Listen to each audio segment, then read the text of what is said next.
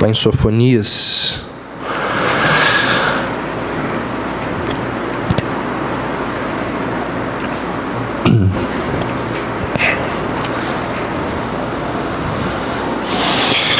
Ainda ficam faltando 3 livros para a gente encerrar a nossa série de mensagens nos livros do Velho Testamento. Hoje nós chegamos a Sofonias. Vamos ler os 6 primeiros versos. Dizem assim: Palavra do Senhor que veio a Sofonias, filho de Cuxi, filho de Gedalias, filho de Amarias, filho de Ezequias, durante o reinado de Josias, filho de Amon, rei de Judá. Destruirei por completo todas as coisas sobre a face da terra, diz o Senhor. Destruirei tanto homens como animais, destruirei as aves do céu, os peixes do mar e os tropeços com os ímpios. E exterminarei os homens da face da terra, diz o Senhor. Estenderei a mão contra Judá e contra todos os habitantes de Jerusalém, e exterminarei deste lugar o remanescente de Baal e os nomes dos ministros idólatras, junto com os sacerdotes. Os que adoram o exército do céu sobre os telhados e os adoradores que juram pelo Senhor, e também por Milcom, os que deixam de seguir o Senhor e não o buscam. Até aí.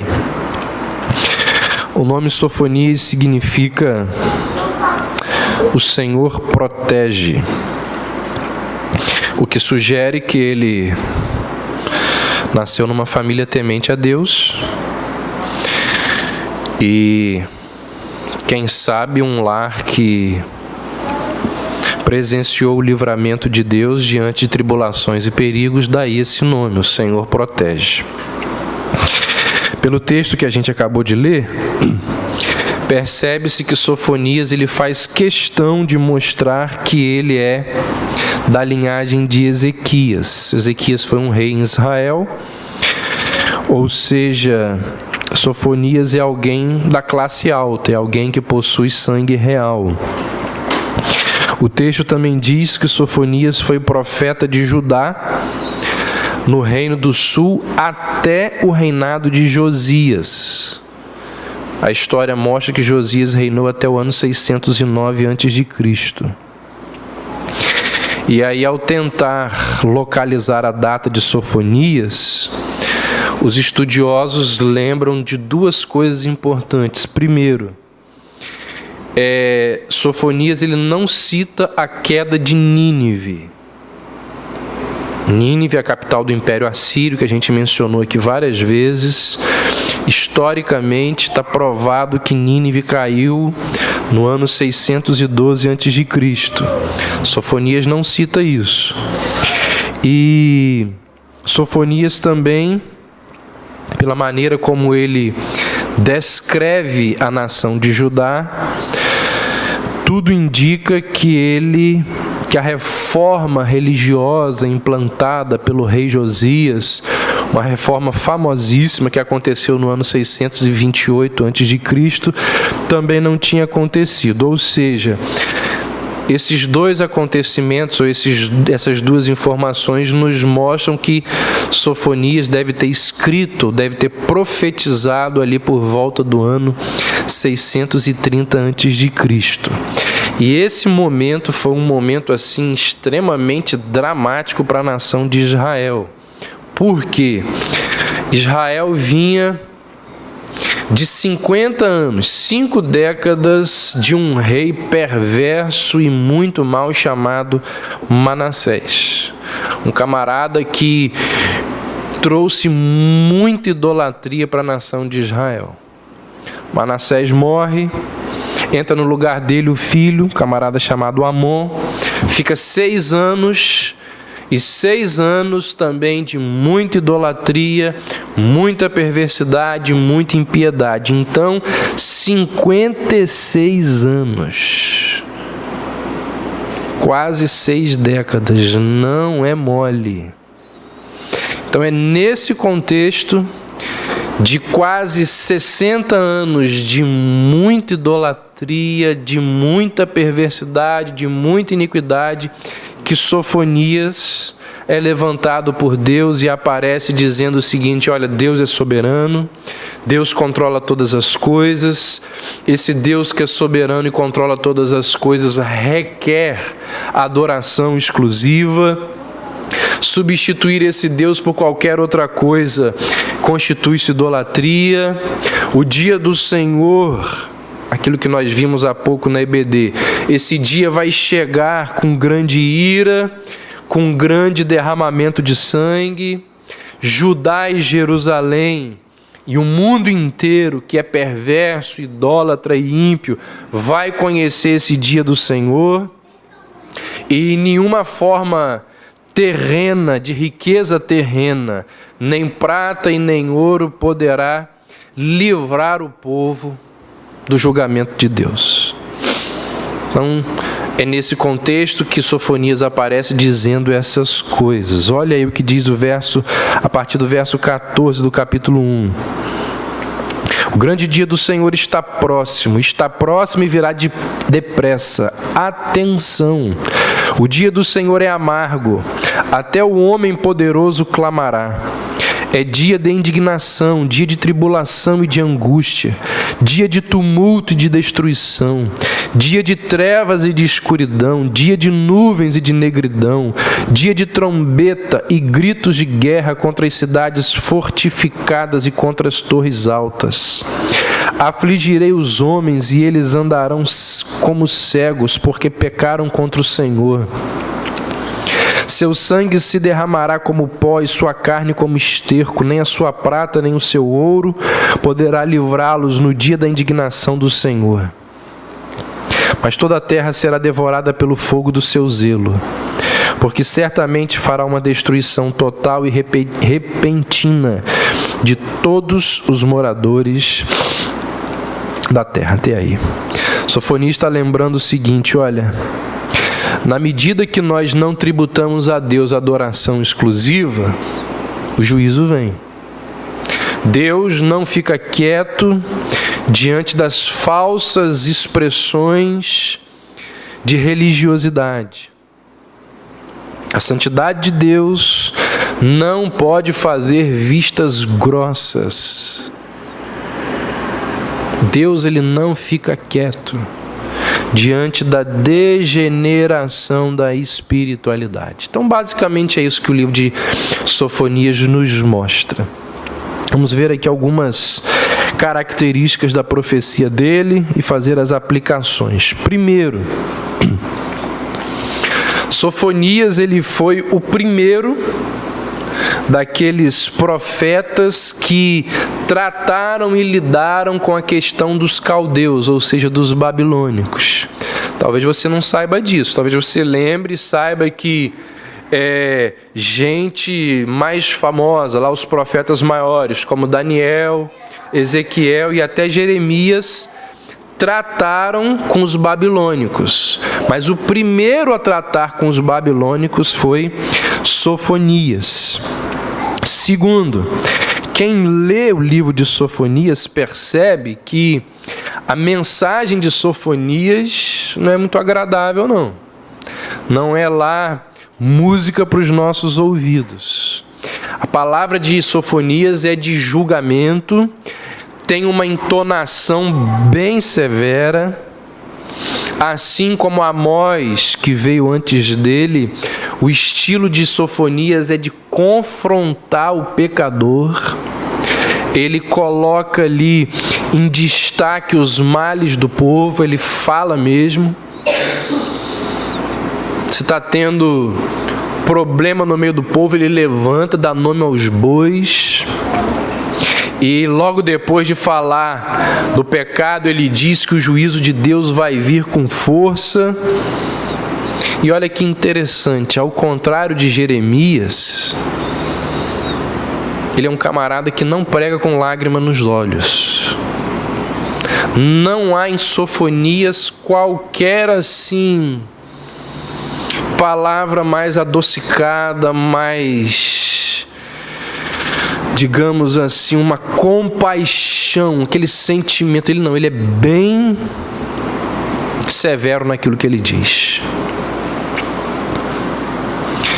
E se você perceber, o anúncio da destruição, a palavra severa aparece logo de cara. Ele não é polido nas palavras dele. Olha o que ele diz logo no verso 2, no início do livro: destruirei por completo todas as coisas sobre a face da terra, diz o Senhor. Então Sofonias fala aí de uma espécie de juízo universal da parte de Deus. Ele nos lembra que tudo que é injusto receberá o juízo de Deus quando chegar o grande dia do Senhor. O verso 14 que nós também lemos, ele diz assim: está perto o grande dia do Senhor. Esse dia é amargo, e nele pedirá ajuda ou clamará até o homem poderoso. Então o Sofonias está dizendo: olha, o dia de Deus ele vai vir para colocar um ponto final tudo aquilo que está fora do lugar.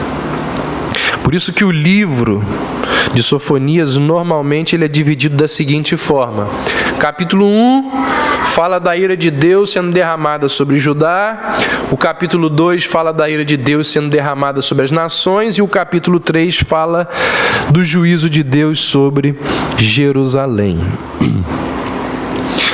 Outro detalhe: na época de Sofonias, a influência politeísta e idólatra dos outros povos foi muito grande em Israel.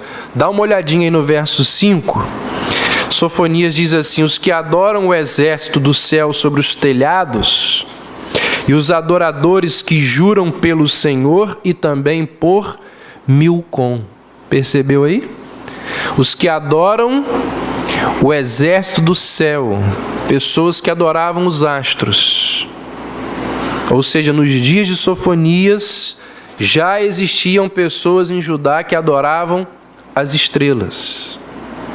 Então, na antiguidade, quem conhece um pouquinho de história sabe disso, ali naquelas religiões mais primitivas, era muito comum as pessoas adorarem as forças da natureza. Por exemplo, os persas, os gregos e os romanos, eles adoravam os astros. Você já deve ter ouvido falar em algum momento da adoração a Júpiter, a Saturno, a Marte, que é ali o deus da guerra. Então, o que acontecia ali dentro do povo de Deus era um politeísmo panteísta, ou seja, as pessoas estavam adorando os elementos da natureza como se fossem deuses. Você está entendendo onde que está acontecendo isso? É dentro do povo de Deus. Agora, olha que coisa interessante. As mesmas pessoas que adoram os astros, elas também prestam culto ao Senhor e a uma outra divindade chamada Milcom. Então, os caras adoravam ao Deus de Israel e a Milcom, o Deus dos Moabitas. Percebe o estrago que aqueles 56 anos de idolatria gerou no povo? Porque o que existe ali no meio do povo é um sincretismo religioso enorme. Mistura de várias religiões incompatíveis e contraditórias.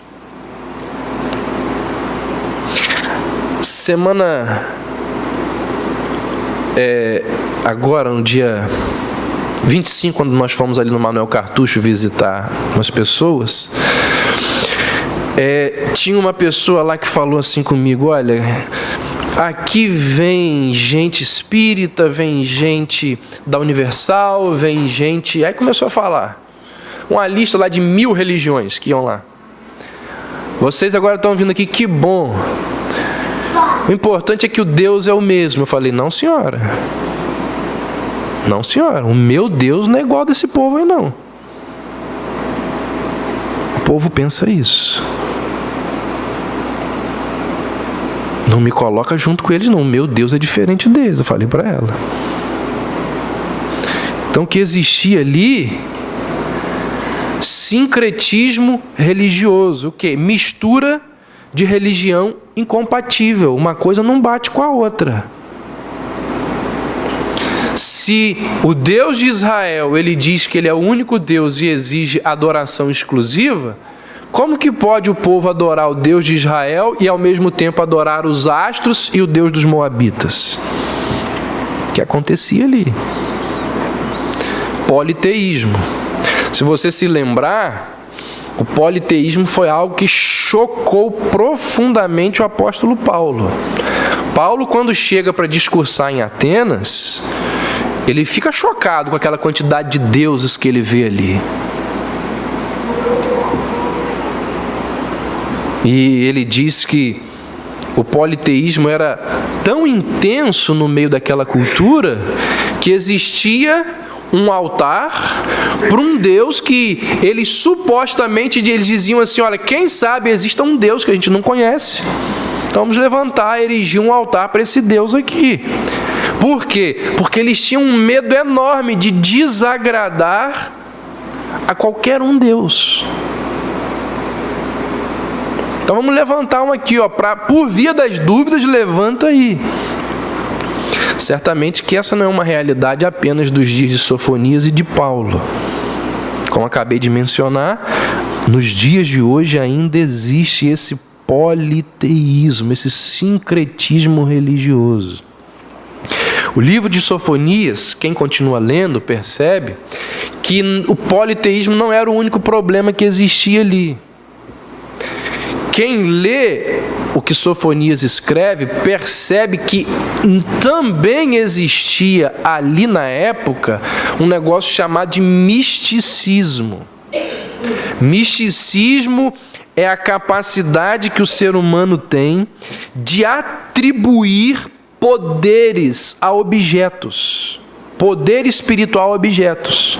É acreditar que colocar copo d'água em cima da geladeira vai purificar a alma da pessoa. É atribuir a coisas físicas poder sobre as nossas almas.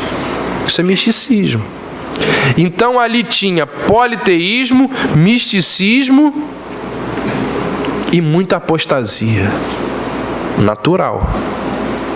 Que essas duas coisas descambem em apostasia. Olha o que diz o verso 6, olha aí no capítulo 1. Os que deixam de seguir ao Senhor e não o buscam, nem o consultam.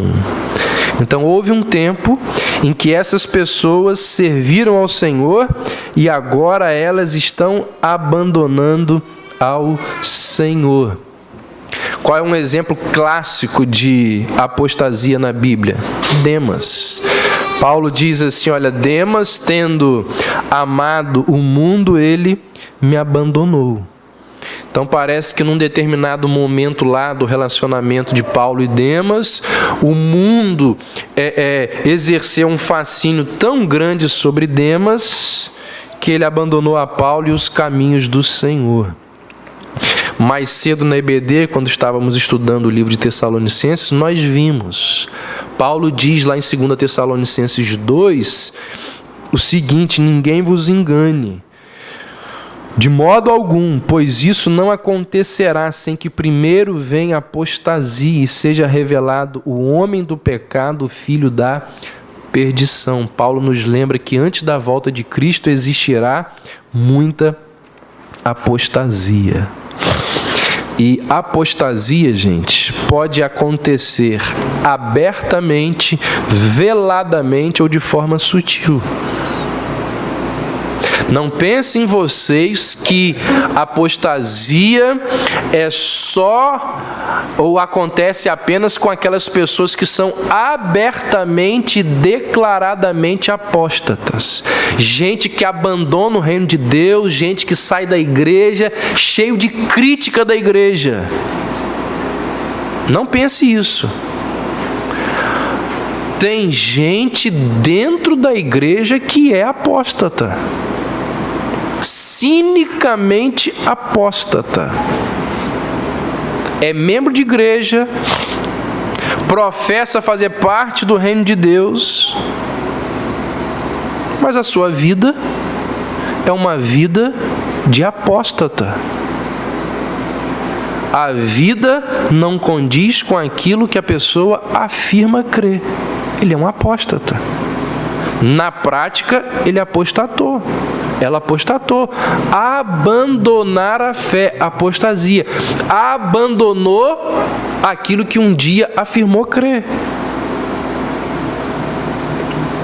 No Novo Testamento, João e Pedro mencionam pessoas que apostataram, que abandonaram a fé. João vai dizer lá na primeira epístola, ele vai dizer, olha, eles saíram dentre nós, mas não eram dos nossos, porque se fossem dos nossos, teriam permanecido conosco. Mas eles saíram para que se manifestassem que não são dos nossos. Pedro vai dizer, depois de escapar das corrupções do mundo, pelo conhecimento do Senhor e Salvador Jesus Cristo, são novamente envolvidos e vencidos por elas. O seu último estado tornou-se pior que o primeiro, porque lhes teria sido melhor não haver conhecido o caminho da justiça do que depois de conhecê-lo, darem as costas ao santo mandamento que lhes havia sido dado. Desse modo aconteceu-lhes o que diz este provérbio verdadeiro: o cão volta ao seu vômito e a porca lavada volta a revolver-se no lamaçal.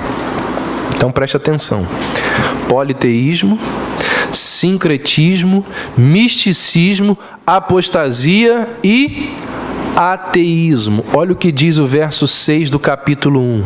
Os que deixam de seguir ao Senhor e não o buscam e nem o consultam. Tais pessoas eram ateus na prática. Não o buscam e nem o consultam. O livro de Atos diz que quando Paulo chega em Atenas, Paulo ele conhece um grupo de pessoas chamados de epicureus, aqueles que seguiam a doutrina de Epicuro. E se você se lembra, havia lá um lema entre os epicureus que dizia o seguinte: comamos e bebamos, porque amanhã morreremos. Ou seja, a maneira como eles encaravam o corpo e o prazer os levou a essa convicção. Ou seja, eram pessoas completamente indiferentes ao mundo espiritual. Estou nem aí. Vamos comer e beber e aproveitar a vida, porque amanhã a gente vai morrer. Isso é ateísmo na prática. Não estou nem aí para o que diz a palavra de Deus, para o que diz o reino de Deus. Esse era o estilo de vida de muitas pessoas na época de Sofonias, como também é o estilo de vida de muitas pessoas nos dias de hoje. Politeísmo, sincretismo, misticismo, apostasia, ateísmo e liderança corrupta. Se você ler o capítulo 3, Sofonias vai dizer assim: ó, os líderes de Israel são como leões rugindo. Sofonias diz: os juízes são lobos, os profetas são traiçoeiros e os sacerdotes profanam o santuário. E aí a gente pergunta, quando a liderança, especialmente a religiosa, está corrompida, o que você vai fazer? O que mais que você pode esperar? Quando a igreja está contaminada, quem vai ser sal e quem vai ser luz? Então, gente, eu vou repetir, para eu partir para a parte final das aplicações. Olha só, 56 anos de idolatria, perversidade e impiedade. Aí Deus chama Sofonias e diz assim, ó, prega para esse povo aqui que é o meu povo. E você vai pregar num contexto de grande politeísmo, de grande sincretismo, de misticismo, de apostasia, de ateísmo, e você vai pregar sozinho, porque a liderança espiritual está toda corrompida. Eu pergunto para você, você acha que é difícil ser crente hoje?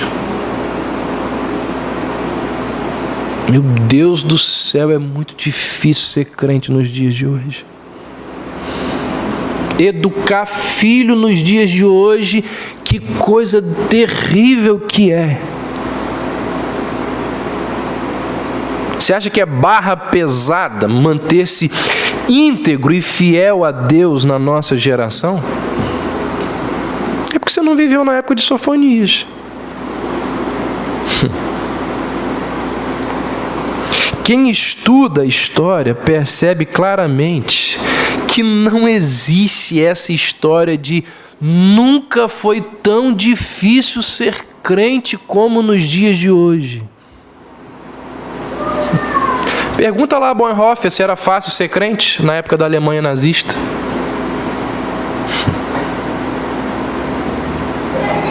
Pergunta lá a Sadraque, Mesaque e Abidnego. E aí, ser crente na Babilônia nos dias de vocês, era fácil? Mas pastor, hoje a vida... hoje em dia, na vida que nós temos, a TV, a internet e as facilidades para desviar alguém do caminho de Deus são muitas. É verdade. Mas, por outro lado, hoje nós temos à disposição várias ferramentas que os cristãos do passado não possuíam. Inclusive a possibilidade de se reunir como igreja para alimentar a fé. Inclusive, a mesma internet que pode ser ruim, pode ser uma bênção. Depende da pessoa que busca a internet. Porque na internet você acha lixo, mas acha bênçãos. Acha a palavra de Deus, acha mensagens para edificar a sua fé.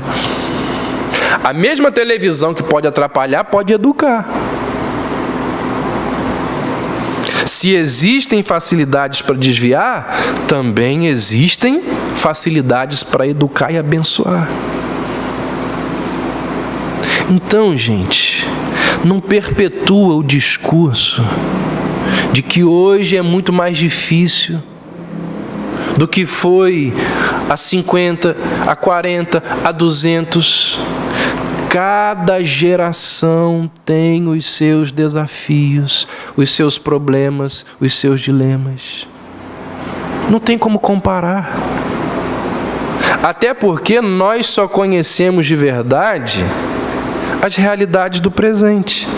Você não tem como avaliar o passado com as percepções do hoje. Isso é impossível. E no final das contas, esse tipo de comparação assim, nunca foi tão difícil ser crente, muitas vezes a gente fala isso para justificar as nossas ações pecaminosas. Ou seja, nós usamos esse argumento como uma muletinha para apoiar as nossas desculpas. Ser crente nunca foi fácil. Olha o contexto que esse cara aqui está vivendo. Aplicações para as nossas vidas. Primeiro, a justiça de Deus nos mostra Sofonias. Ela requer que Deus exerça juízo sobre a impiedade. Como eu disse há pouco, o livro parece que gira em torno dessa questão. Capítulo 1, impiedade de Judá, Deus traz juízo. Capítulo 2, impiedade das nações, Deus traz juízo. Capítulo 3, impiedade de Jerusalém, Deus traz juízo. Sofonias confirma a mensagem anunciada por Naum, que nós vimos semanas atrás. Deus é um Deus que se ira contra a iniquidade. É verdade que Deus é amor? Sim, mas esse não é o único traço do caráter de Deus. Aliás, por ser amor, ele precisa odiar o mal. Ninguém é amor se achar